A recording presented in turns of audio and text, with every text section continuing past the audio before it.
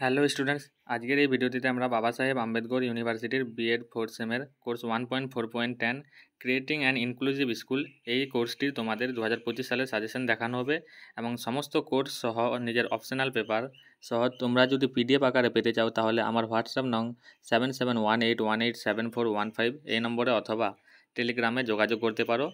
Total price হলো 40 টাকার বিনিময়ে সব পিডিএফ দেওয়া হবে। তো প্রথমে আমরা গ্রুপে অর্থাৎ মার্কস 2 এর প্রশ্ন দেখব। 1 নং দাগের প্রশ্ন হলো বিশেষ শিক্ষার সংজ্ঞা দিন। 2 নং দাগের প্রশ্ন হলো বিশেষ চাহিদা সম্পন্ন শিশুদের শিক্ষার জন্য আরসিআই এর যে কোনো 4টি উদ্দেশ্য লিখুন। 3 নং দাগের প্রশ্ন হলো বাস্তব শ্রেণীকক্ষে অন্তর্ভুক্তিমূলক শিক্ষার যে কোনো একটি সমস্যা উল্লেখ করুন। 4 নং দাগের প্রশ্ন হলো কোন বছর আরসিআই এর প্রতিষ্ঠা হয়েছিল? SVNIRTAR এর পুরো নাম লিখুন। 5 নং দাগের প্রশ্ন হলো কেন এবং কখন বেসিক এমআর এবং FACP ব্যবহৃত হয়? 5 নং দাগের প্রশ্ন হলো বৌদ্ধিক প্রতিস্পর্ধিতার সংজ্ঞা দিন। 6 নং দাগের প্রশ্ন হলো দৃষ্টি প্রতিবন্ধীর আইনগত বা VI এর সংজ্ঞা লিখুন। 8 নং দাগের প্রশ্ন হলো অন্তর্ভুক্তিমূলক শিক্ষা বলতে কী বোঝায়? 9 নং দাগের প্রশ্ন হলো অন্তর্ভুক্তিমূলক শিক্ষায় শিক্ষকদের প্রশিক্ষণের প্রয়োজন কেন?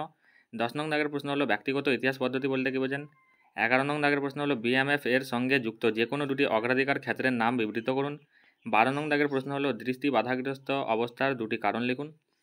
13 নং দাগের প্রশ্ন হলো সম্মানিত বা একীভূত শিক্ষার মধ্যে পার্থক্য লিখুন। 14 নং দাগের প্রশ্ন হলো শ্রবণ প্রতিস্পর্ধিতার বা HI এর দুটি কারণ বিবৃত করুন। 15 নং দাগের প্রশ্ন হলো সেরিব্রাল পলসির ও বেসিক এমআর এর শিশুদের দুটি বৈশিষ্ট্য লিখুন। 16 নং দাগের প্রশ্ন হলো বাস্তব শ্রেণীকক্ষ পরিস্থিতিতে অন্তর্ভুক্তিকরণের যে কোনো দুটি সমস্যা লিখুন। 17 নং দাগের প্রশ্ন হলো NIEPVD NIVH এর পুরো নাম লিখুন এবং এর উদ্দেশ্য বা কাজ কী। 18 নং দাগের প্রশ্ন হলো অন্তর্ভুক্তিমূলক ব্যবস্থাপনায় শিক্ষকদের জন্য প্রয়োজনীয় যে কোনো দুটি দক্ষতার উল্লেখ করুন। 19 নং দাগের প্রশ্ন হলো প্রতীকী ভাষা কী। 20 নং দাগের প্রশ্ন হলো FACP VSMS DDST IEP UNCRPD এর পুরো নাম কী। 21 নং দাগের প্রশ্ন হলো সমন্বিত শিক্ষা কী। 22 নং দাগের প্রশ্ন হলো অধিগম্যতা বলতে কী বোঝায়। এরপর গ্রুপ বি অর্থাৎ মার্কস 5 এর প্রশ্নগুলো দেখব। ব্যক্তি ও সমাজের পরিপ্রেক্ষিতে অন্তর্ভুক্তিমূলক শিক্ষার সুবিধাগুলি সংক্ষেপে আলোচনা করুন। 2 নং দাগের প্রশ্ন হলো অন্তর্ভুক্তিমূলক শিক্ষার ক্ষেত্রে RTE অ্যাক্ট 2009 এর মূল উদ্দেশ্যগুলি কী কী। 3 নং দাগের প্রশ্ন হলো বিশেষ চাহিদা সম্পন্ন শিশুদের জন্য NPE 1986 এর সুপারিশগুলি আলোচনা করুন অথবা জাতীয় শিক্ষানীতি 1986-তে অন্তর্ভুক্তিমূলক শিক্ষা সম্পর্কে কী কী সুপারিশ করা হয়েছে। 4 নং দাগের প্রশ্ন হলো শ্রবণ অক্ষমতার বা হিয়ারিং ইম্পেয়ারমেন্ট বা HA এর সম্ভাব্য কারণগুলি আলোচনা করুন। 5 নং দাগের প্রশ্ন হলো একীভূত শিক্ষার 5টি বাধা উল্লেখ করুন এবং আলোচনা করুন।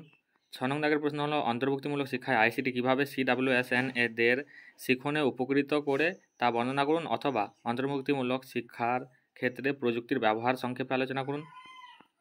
7 নং দাগের প্রশ্ন হলো অন্তর্ভুক্তিমূলক শ্রেণীকক্ষে একজন শিক্ষক হিসেবে আপনি কীভাবে দৃষ্টি প্রতিবন্ধী শিশুদের চাহিদা পূরণ করবেন।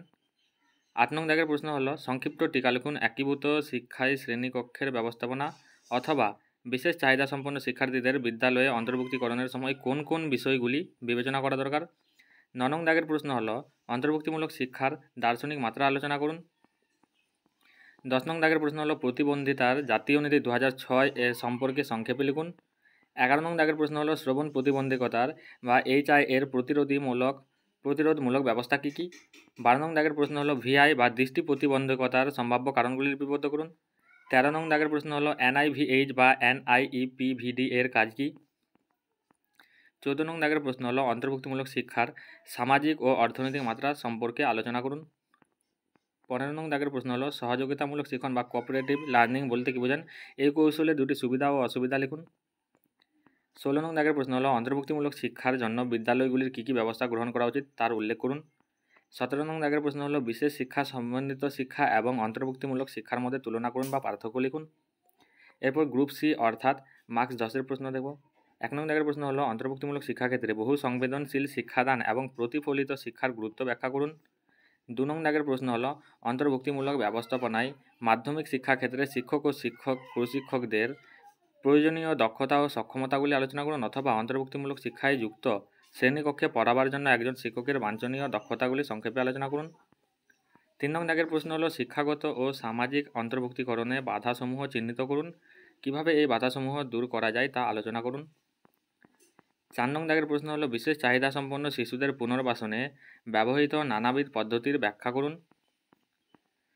এই ছিল তোমাদের মোট 4টি প্রশ্ন 10 মার্কসের। সুতরাং তোমরা ভালো করে সব প্রশ্নগুলো উত্তর দেখবে, বুঝে বুঝে পড়বে, কারণ সময় বেশি আর নাই। এই বলে আজকের ভিডিওটি আমি শেষ করলাম।